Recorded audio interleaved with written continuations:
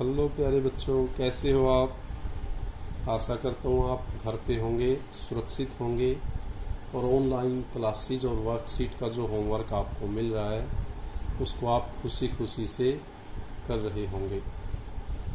तो आज जो मैं आपके लिए लेके आया हूँ worksheet number 7, subject English class 10, इसका मतलब 10वीं कक्षा की वर्कशीट 7। पहली 6 वर्कशीट आपको ऑलरेडी इसी चैनल पर दे दी गई है। आज 7वीं वर्कशीट है, उसका सलूशन देखते हैं। पहले तो जैसे आप डेट मेंशन है 21 जुलाई 2020,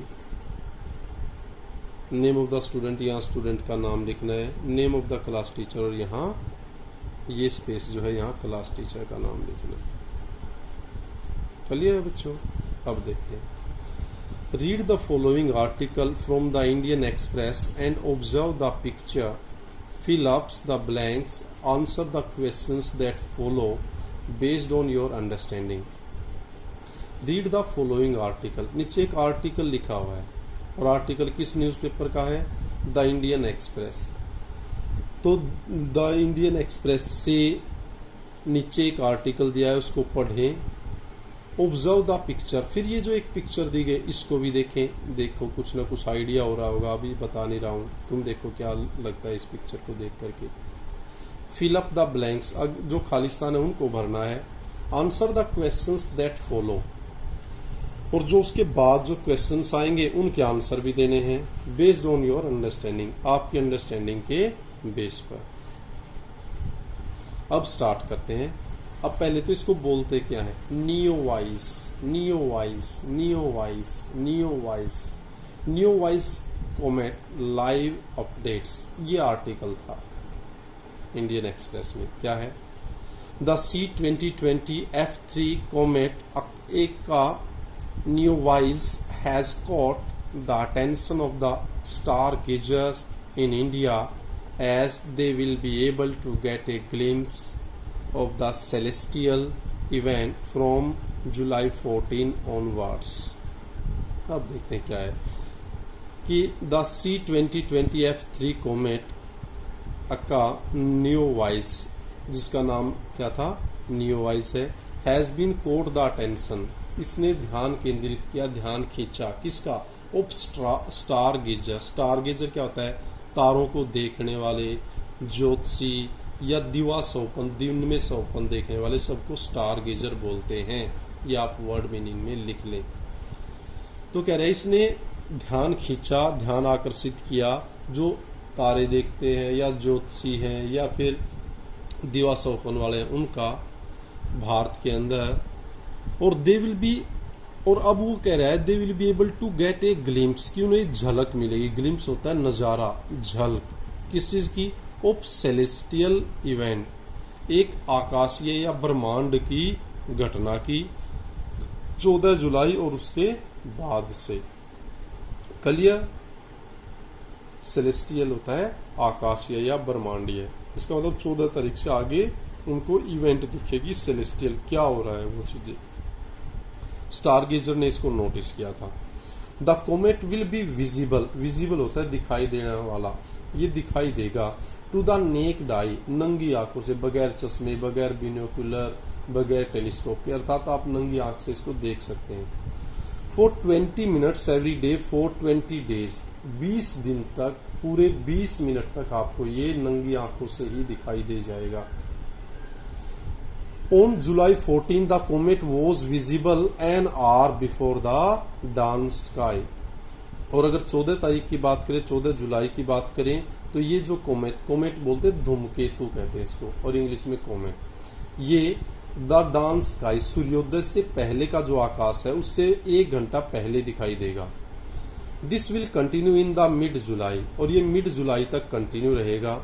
however the comet will be visible in the evening later this month. ये भी बात है कि जो ये कोमेट है ये बाद में जाकर के मंथ के एंड में ये इवनिंग को भी विजिबल होगा, इवनिंग में भी आप इसको देख सकते हैं। Before it starts to fade away in August, अगस्त में फेड अवे, अंतर्ध्यान होना, गायब हो जाना, इरेज हो जाना, वेनिश हो जाना, उससे पहले कह रहा है अगस्त से पहले आपको ये इवनिंग में भी दिखाई दे सकता है। It will be visible only through binocular and telescoping before disappearing next month. लेकिन अगले सप्ताह गायब होने से पहले आप इसको दूरबीन या टेलीस्कोप से ही देख सकते हैं। इन्हीं से विजिबल होगा, इन्हीं से देखने योग्य होगा।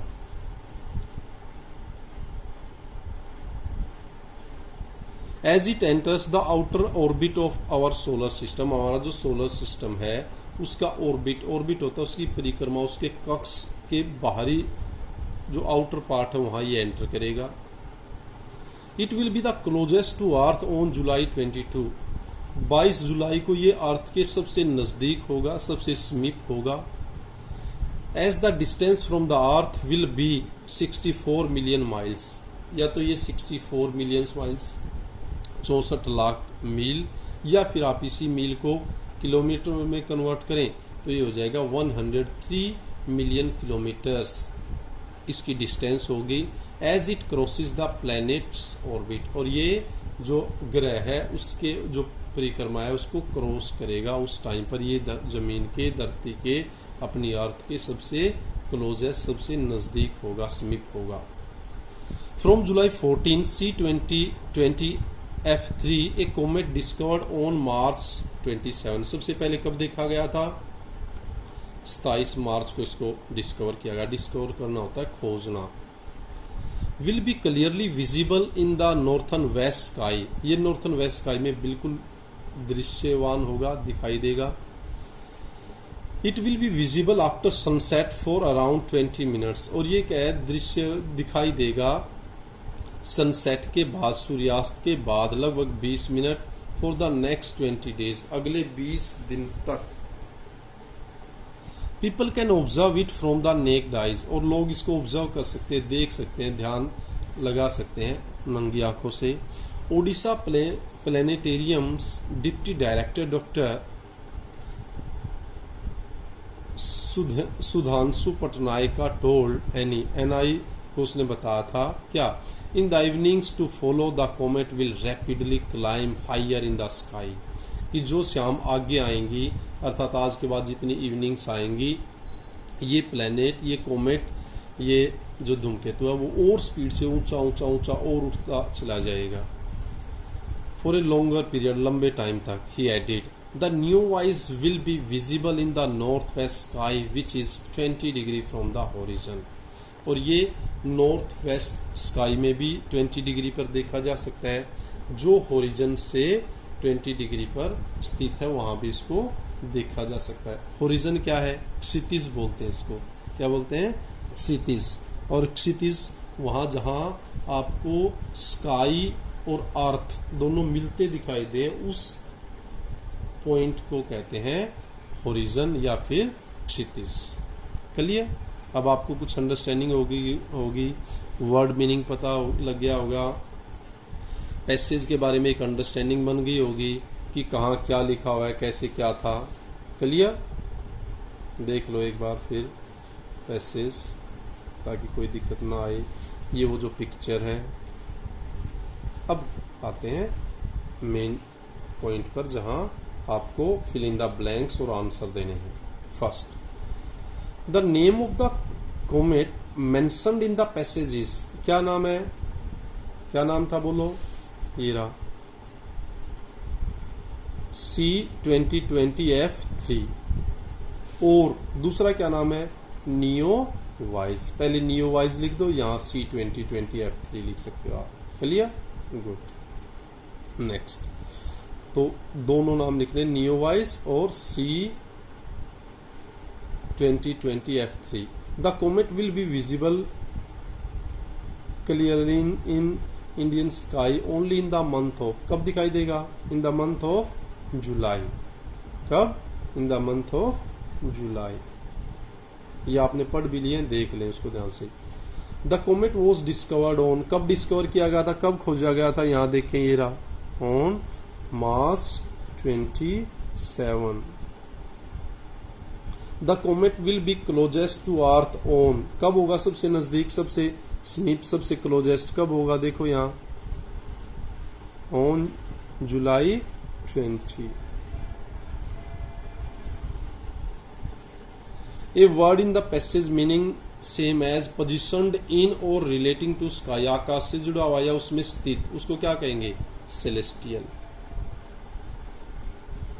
TIAL. सेलेस्टियल एक वर्ड आया था, ब्रह्मांडीय या आकाशीय. ये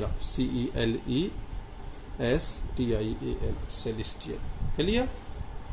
नेक्स्ट देखते हैं. Doctor Subhendu Patnaika says the comet will be visible with naked eyes in the Indian sky. उसने कहा ये भारतीय आकाश में नंगी आंखों से देखा जा सकेगा. Please find the sentence from the passage that says so and write it down. बताओ कहाँ कहाँ है, कहाँ कहाँ है? देखो अब ये रहा. ओडिशा डायरेक्टर टोल्ड क्या in the evenings of follow the comet will रे. क्लियर? ये यहाँ कह रखा है. नेक्स्ट देखिए. You have read about the comet in class 8. 8वीं कक्षा में आपने कॉमेट के बारे में पढ़ा है. लेसन का क्या नाम था? The comet. Do you know any popular belief about watching A comet. एक कॉमेट को देखने के बारे में एक विश्वास, एक पक्का विश्वास जिसको सब कहते हैं भाई ये माना जाता है, ये ऐसे दिखाई दे रहा तो इसका ये अर्थ है, वो बताना आपको पॉपुलर बिलीफ क्या है. If yes right it about. इसको अपने खुद की अंडरस्टैंडिंग के अकॉर्डिंग लिखना है अपने सेंटेंस में. यहाँ उस चैप्टर में आप देखेंगे कि ये उसमें दत्ता होता है, इंद्रानी देवी होती है, और कुछ उसके अंदर क्या है, ये बिलीफ है भाई. कोई कहता है इससे विश पूरी होती है, कुछ लोग ये भी मानते हैं वंडरफुल लाइफ का साइन है. तो ये चीज़ें आपको उस चैप्टर को पढ़ना है और तब यहाँ पे वो लिखना है. Clear? Thank you. Thanks a lot. Keep on learning, keep on enjoying. Thank you. Thanks a lot.